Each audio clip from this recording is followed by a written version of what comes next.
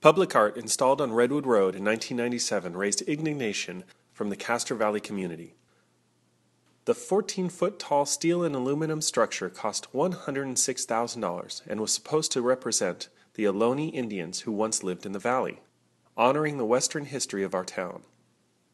After a large public meeting at the Castro Valley High, county supervisors ordered the canoe to be removed and transported to a county warehouse in Dublin, where it has remained to this day. Castro Valley Television visited the warehouse and spoke to the officials who were in the thick of the controversy to give historical perspective on what really happened to the canoe. I'm Mary King. I'm a former member of the Alameda County Board of Supervisors, was first elected in 1988 and left office in 2001 after serving 3 consecutive terms. I represented Castro Valley during that entire 12 years. Hi, I'm Ken Carboni, and I was involved in this sign project, I guess, the Castro Valley Canoe sign. I really hope this is probably the last time I ever have to talk about this sign. And Robert, that means you too. I don't want to discuss this anymore. It just needs to go away. It's interesting that the public art in the community becomes so controversial because it's meant to be a really good thing. Maybe one of those things that says no good deed goes unpunished. But this Board of Supervisors thought it was important that we have in all of the communities in Alameda County, in all the public buildings, wherever public dollars were spent, that a certain amount of those dollars be set aside for artwork in order to beautify the community, make the community feel better about our presence being there, and in fact add some identity to the community. And so the public artwork in Castro Valley came as a result of the broadening of Redwood Road at that time. It was a public works project, the medium strip was going to be put in, and there was an opportunity to have a piece of public art created specifically for that venue. Around I think it was 1996 or 97, we owned the coffee shop. Me and my wife owned Java Bob's coffee shop. And the sign materialized pretty much right outside the front door. So on a daily basis, our customers, everybody would stand on the sidewalk and wonder what was being constructed. And it turned into this, we were really unsure until it was finished, but a sign. And the people in the community went absolutely crazy. Alameda County hired an artist to create public art on Redwood Road. The money was part of a bond measure that was part of the roadway improvement money that was dedicated for this roadway as Redwood Road was improved. And what's unfortunate about it is, the Art Commission of Alameda County was in charge of commissioning this piece, and they made the decision, and a couple of members of Castro Valley obviously agreed, and it moved forward. What was unfortunate is it really wasn't a piece of public art. It was a sign, and we didn't sign up for a sign. Casey Reno, this is Alameda County Public Works Repair Facility out in Dublin. And what's behind you? This is the Castro Valley sign that they took down, I believe was on Redwood Road about 12 years ago. So it's been sitting up here for been in storage since then, yes. 14 years ago, do you remember the situation when the sign came down? They wanted it down in a hurry. It came down in a hurry. It took us probably 4 hours to take the sign down total. And you were one of the people who took it down, correct? Yes, I was.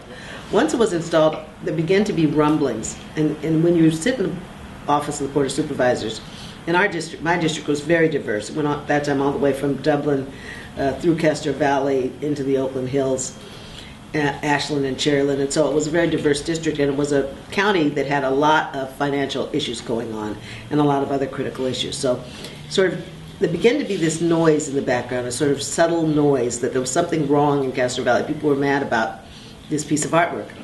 Now, by the time the piece of artwork was put up, the whole process of having the artwork commissioned and have the selection and whatever was sort of history and not something that was in the forefront of my mind. But this murmuring that there was some anger or some dissatisfaction with this piece of artwork soon grew into a roar.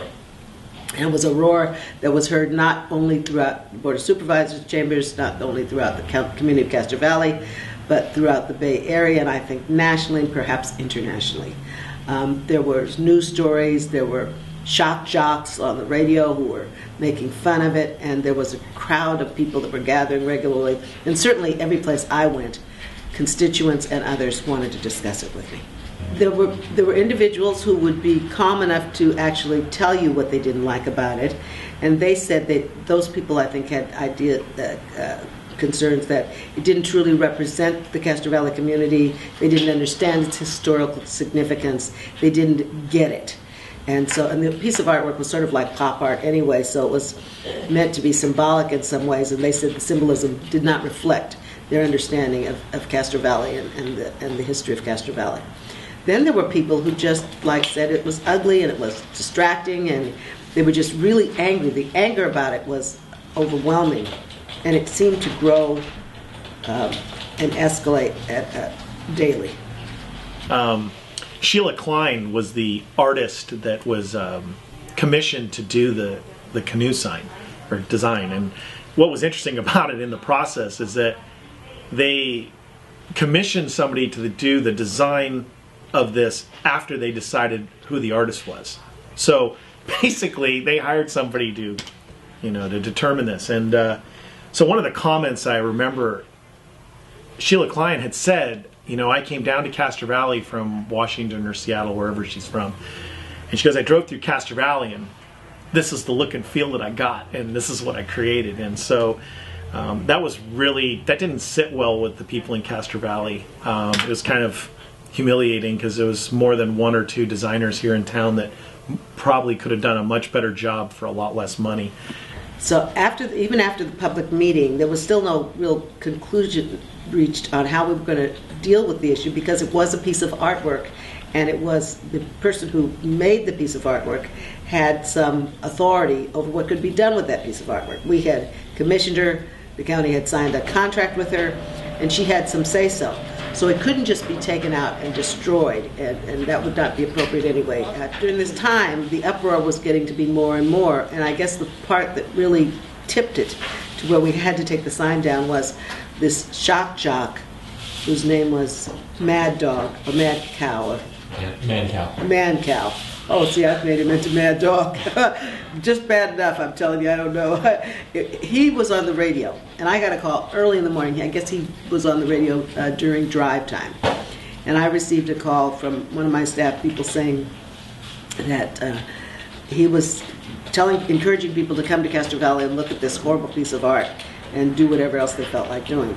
Well, during that period of time, the streets just got totally congested. They're congested anyway. Traffic congestion is bad in the morning commute time in Castro Valley. It got worse and worse and worse. I drove there to observe it. People from outside of the community were coming in. There was a circus-like atmosphere.